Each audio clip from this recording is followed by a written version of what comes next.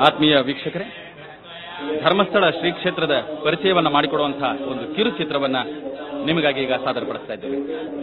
ದೀಪ, ನೈವೇದ್ಯ, ನೀರಾಜನ, ಪ್ರದಕ್ಷಿಣ, ನಮಸ್ಕಾರ, ಪ್ರಾರ್ಥನೆ, ಈ 16 ಉಪಚಾರಗಳಿಂದ ಭಗವಂತನನ್ನು ಆರಾಧಿಸುವಂತಹದ್ದು ರೂಢಿ. ತಿಳಿದಿದ್ದೇವೆ. ಇದೀಗ ನಡೀತಾ ಇರುವಂತಹ ಅಭಿಷೇಕ ಜೇನುತುಪ್ಪದ ಅಭಿಷೇಕ. ಗಾಳಿ ಮಧುರವಾಗಲಿ, ನಮ್ಮ ಮನಸ್ಸು ಮಧುರವಾಗಲಿ, ಇಡೀ ವಾತಾವರಣ ಜಗತ್ತೇ ಮಧುರವಾಗಲಿ.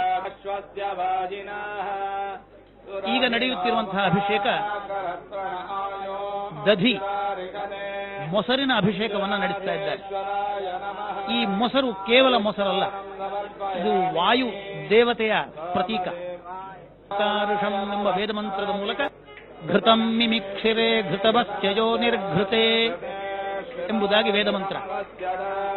ಸಂಪೂರ್ಣ ಶಕ್ತಿ ಪ್ರಾಪ್ತವಾಗಬೇಕು ಅಂತಾದ್ರೆ ಈ ಅಗ್ನಿದೇವತಾ ಸ್ವರೂಪವಾದ ತುಪ್ಪವನ್ನು ಸ್ವೀಕಾರ ಮಾಡಬೇಕು. ತಂದೆ ಮಗನನ್ನು ಹೇಗೆ ಕಾಪಾಡ್ತಾನೋ ಹಾಗೆ ನನ್ನನ್ನು ಕಾಪಾಡು ಎಂಬ ಮಾತು ವೇದದಲ್ಲಿ ಬರುತ್ತದೆ. ದೇವತೆ ಮತ್ತು ಭಕ್ತರ ಸಂಬಂಧ ತಂದೆ ಮಕ್ಕಳ ಸಂಬಂಧವಾಗಿರಬೇಕು.